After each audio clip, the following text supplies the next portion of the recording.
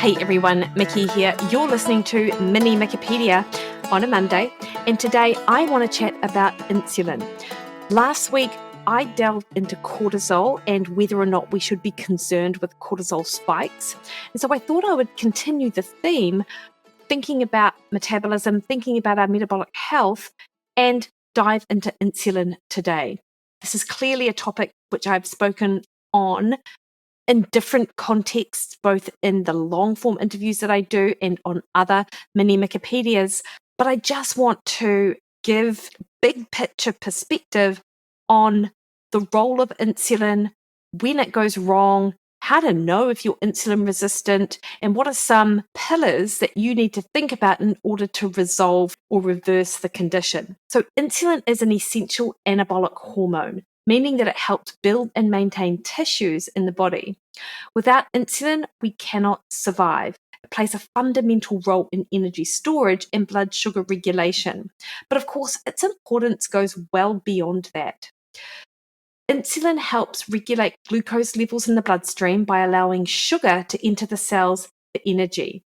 It promotes muscle growth by facilitating amino acid uptake. And in fact, insulin is also known as the storage hormone. So it takes all of the fatty acids, the glucose, and our amino acids and delivers them to where it needs to be.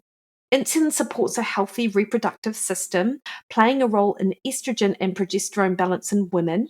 It is crucial for fertility and reproductive health in both men and women. And in women, insulin helps regulate ovulation and interacts with luteinizing hormone and follicle-stimulating hormone, which are necessary for proper menstrual cycles. High insulin levels, however, can disrupt ovulation, leading to irregular cycles and contributing to conditions like polycystic ovarian syndrome, which is a major cause of infertility. And of course, PCOS is driven more than just by insulin resistance. There are 4 different types potentially of PCOS, but the most common one does have that insulin resistant background. In men, insulin helps maintain testosterone balance. So when insulin resistance occurs, it can lead to lower testosterone levels, reduced sperm quality, and an increased risk of erectile dysfunction. More so because of the lack of blood flow to the penis, as I mentioned in the erectile dysfunction episode I did several weeks ago. You need really good blood flow when it comes to all things related to an erection. And if you are unable to get that blood flow through because of high insulin levels that lead to hypertension, that's an issue. Managing insulin sensitivity can thus have profound effects on fertility, hormone balance, and overall reproductive health.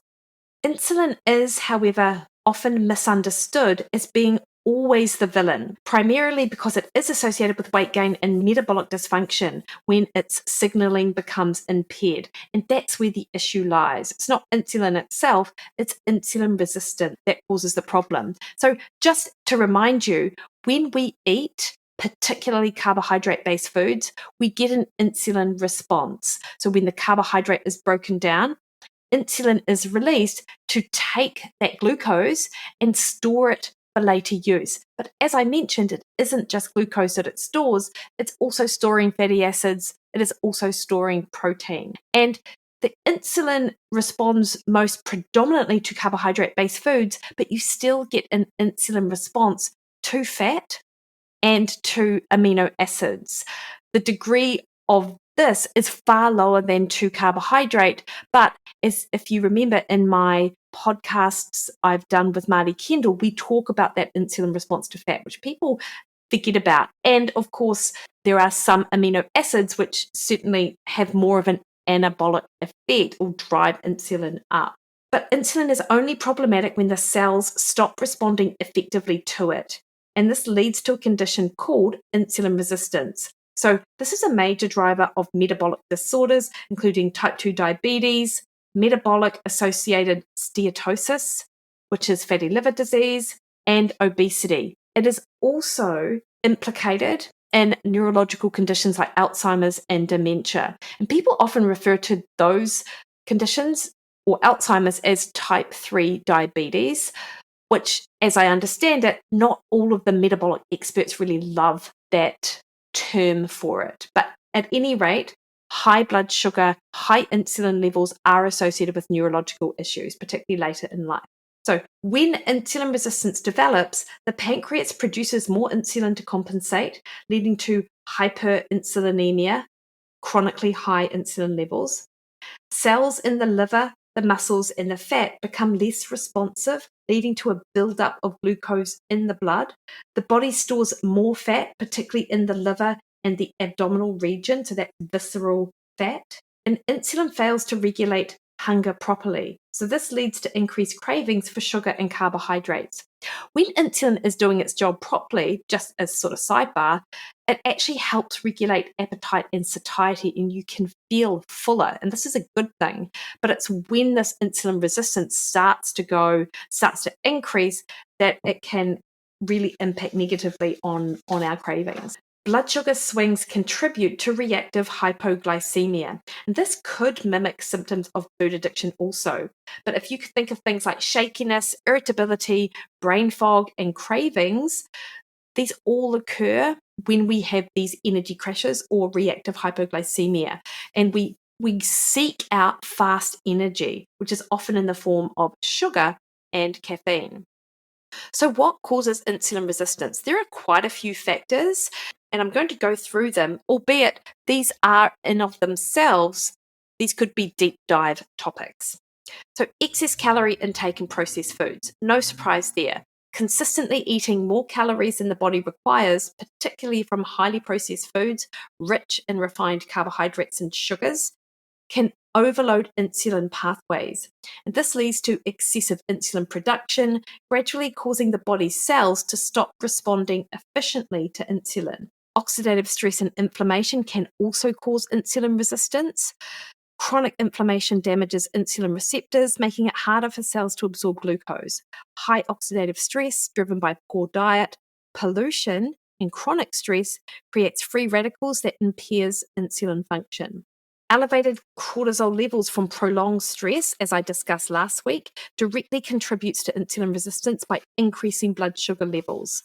Similarly, inadequate sleep disrupts the body's metabolic processes, reducing insulin sensitivity and increasing hunger hormones.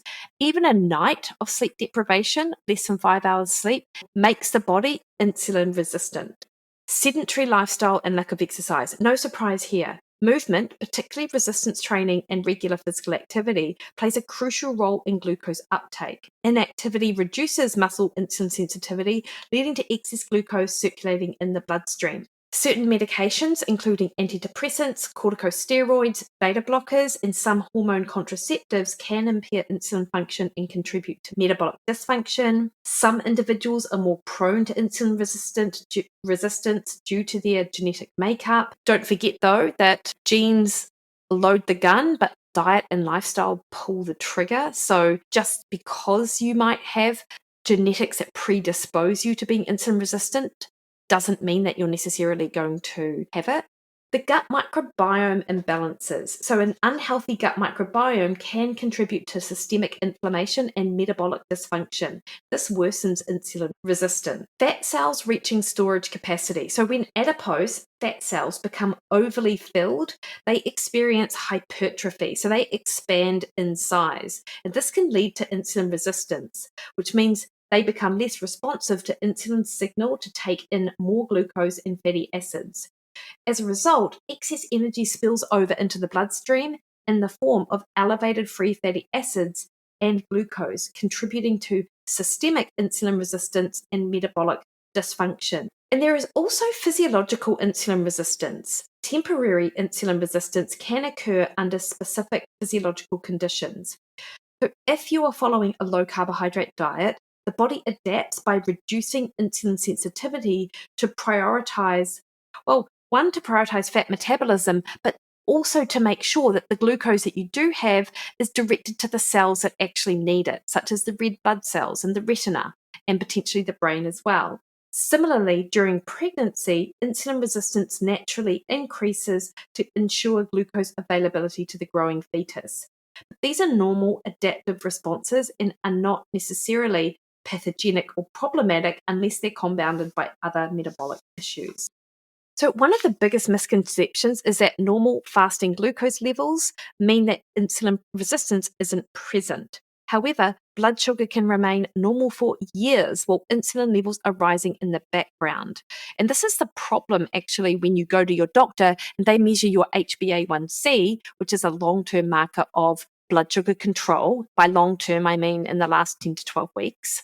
And if you fall under the arbitrary cutoff of 40, here in New Zealand for units, you're fine, apparently. But there's no investigation as to what's going on in the background to keep your levels within that quote unquote normal range or below that sort of cutoff level. Now, I say it's arbitrary because it doesn't mean that right up until 40 for your HbA1c, you are healthy, and then at 41, you're pre diabetic. In fact, people would argue that your HbA1c is much better to be at 30 to 33 or below rather than high 30s. So just bear that in mind when you get your A1C marker tested, albeit we have no idea what's going on in the background with your insulin, and that is an issue. So fasting insulin tests, this is either measured in micro international units or picomoles per litre. 1 micro international unit is worth 6 picomoles, just so you know. So a test of under 8 is considered optimal, or 48.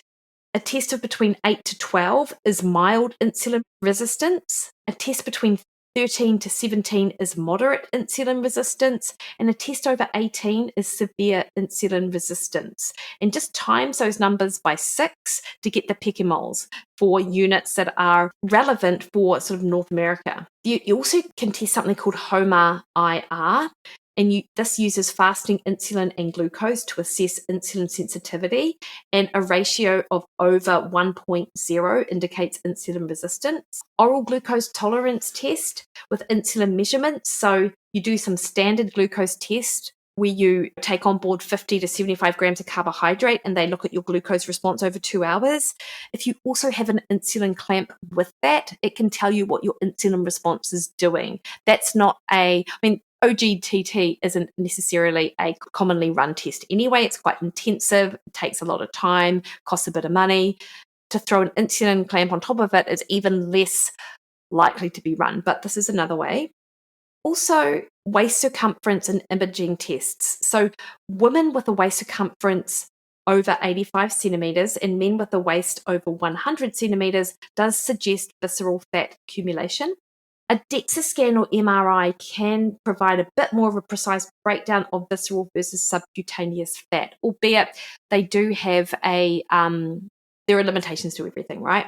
However, I just want to note that while testing insulin levels can seem really useful, there are some people who take issue with them actually. If you remember, I did an interview with Dr. Ted Naiman. He is not a fan of testing for fasting insulin, and the reason for this is because it can be really variable. So insulin levels will fluctuate throughout the day, making it challenging to interpret a single test result accurately. So if you eat late at night, if you fast like 16 hours before your test, if you eat a lot of carbohydrate or if you eat a lot of fat, all of these things can impact on what the reading is for fasting insulin. So I would think that you would want to get that fasting insulin measured under standard conditions and do a few of them to get an average. Also, of course, though, not everyone can afford an insulin test. It may not be available, albeit you can always ask your doctor and it's user pays. So some alternative markers then would be your triglyceride to HDL ratio on a standard cholesterol panel. A ratio above 2 is a strong indicator of insulin resistance. Fasting blood sugar and A1C, as I mentioned, that does suggest chronic blood sugar dysregulation if they're really high, although I just talked before about some of the issues with those. You can get something called a C-peptide test. The availability of this also varies, and it isn't a standard test, but it may be useful for assessing insulin production and distinguishing between diabetes types. It measures insulin production and can indicate whether the body is overproducing insulin. Post-meal blood sugar response using a continuous glucose monitor or a glucometer can help identify how the body responds to carbohydrates. Another visual marker of insulin resistance is skin tags and acanthosis nigricans. Might have said that wrong. Which basically these are darkened velvety skin, often in body folds such as the neck, under the arms or groin, and is strongly associated with insulin resistance. And it's a visible sign that metabolic health may be compromised. So, with all of that in mind, what are the big picture things for reversing insulin resistance? Because you can absolutely do that. And in most cases, this is through lifestyle interventions. First and foremost, build muscle. Muscle is your metabolic organ. It is one of the biggest reservoirs for storing glucose in the body. The more muscle you have, the more storage capacity you have for the breakdown product of carbohydrate to be stored for later use and not be hanging around your bloodstream. Increasing muscle mass improves insulin sensitivity and allows for better glucose clearance. It is worth noting that exercise itself increases insulin sensitivity. So there are glucose transporters that don't require insulin to take carbohydrate in. That's why actually one of the best times to eat carbohydrate is post-exercise, because you do not have to rely on insulin to do the job for you. Resistance training lowers insulin levels and enhances mitochondrial function and, of course, builds muscle. And the more muscle you have, the more metabolically flexible you are. Managing stress and inflammation, I think, are really critical. And if you have systemic and chronic inflammation, then reducing that inflammation can reverse insulin resistance that then makes you able to tolerate more carbohydrate. You can't really have a high carb diet and expect that your insulin resistance will resolve. But if you target inflammation, if this is the cause of the issue, then this is going to help increase your tolerance. So chronic stress elevates cortisol, which drives blood sugar imbalances. Inflammation impairs insulin signaling, and therefore foods which target the inflammation and strategies to target inflammation, such as dark leafy greens, omega-3 fatty acids, antioxidants, protein-based foods, removing the highly refined carbohydrate, having a low-carb approach, is all going to help counteract this. And I mentioned before about the gut microbiome, like actually working on a healthy gut microbiome to influence insulin sensitivity, adding in things like kefir, sauerkraut, a probiotic, and rotating through these probiotics. These can all be super helpful, in addition to removing foods that you might be sensitive to that would trigger an inflammatory or immune response. Things like gluten and dairy and other components of foods which create stress for the body. I mean, it goes without saying, optimizing nutrition is key. And a low carbohydrate diet, so reducing your carbohydrate intake, particularly refined carbs, absolutely improves insulin sensitivity and reduces insulin resistance. This can also help restore metabolic flexibility, allowing the body to utilize fat as an energy source while decreasing insulin demand. What I would say here as well, or to remind people, is that when we hit perimenopause as females, we become less insulin sensitive. So everything I'm sort of talking about here, if you have experienced unwanted weight gain, issues with energy regulation, then the insulin resistance is likely to be part of your bigger metabolic health picture. Protein intake, as you know, it stabilizes blood sugar, reduces cravings, including a good amount of fats in your diet, such as omega-3s, olive oil, avocado, nuts and seeds. This can help improve insulin function. And you'd want to include as much as you can from a calorie budget perspective so you're able to maintain a healthy weight. Certain supplements such as magnesium, vitamin D, and alpha lipoic acid support insulin signaling and mitochondrial function. Other things like having raw apple cider vinegar before a meal helps lower that glucose response, can also be really helpful. Reducing, obviously, those refined sugars, which I've already discussed, and reducing alcohol if you're insulin resistant, I think is also really important as well. And of course, move more, especially so you've got both high intensity activity and low intensity activity. And with the low intensity activity, it's super interesting actually. The calves play a unique role in glucose disposal. So they contain a high density of slow twitch muscle fibers, which are highly insulin sensitive and continuously active when we stand, walk, or move. So even light movements like standing on your toes, performing calf raises, and walking will stimulate the glucose uptake independent of insulin. And this is actually a clinically significant finding in studies because it does help regulate post-meal blood sugar, reducing metabolic strain, improving insulin sensitivity over time. And walking post-meal, we know can really help. So 10 to 15 minutes after you've eaten changes that blood sugar response to the meal. But just movement in general, walking, standing, stretching helps regulate blood sugar. Non-exercise activity thermogenesis, which is exercise we do outside of structured activity, small movements like fidgeting or standing can significantly impact metabolism, albeit if you're not someone that is a fidgeter, making conscious decision to get up and move around is super important. Exercise just in general improves insulin sensitivity, and if you are sleep deprived and which makes you insulin resistant, one of the things that you can do is in fact get up in the morning, do a fasted training session, which might be 45 minutes of steady state, or do a HIIT-based session, which might be, 20 minutes, go high intensity. Not only will that help you sort of wake up, but it helps regulate blood sugar across the day. Also, a 2023 study found that performing bodyweight squats every 45 minutes significantly reduced postprandial, post-meal blood sugar spikes. So this does demonstrate the impact of brief intermittent movement throughout the day. And of course, prioritizing sleep and circadian health. So aiming for that 6.5 to 9 hours of quality sleep, having really good sleep hygiene. And I've got a sleep expert coming on in a couple of weeks to discuss this, to remind us all what this looks like. And morning sunlight exposure supports healthy circadian rhythms and insulin function. So insulin is essential for life, but its dysregulation can lead to chronic health problems. And so the key to metabolic health is maintaining insulin sensitivity.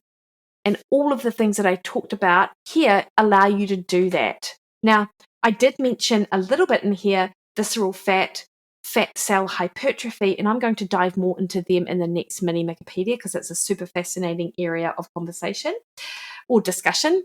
So if you've got any tips and tricks or any questions, feel free to reach out to me. I'm on Instagram, Threads, and Twitter at Mikki Williden, Facebook at Mikki Williden Nutrition.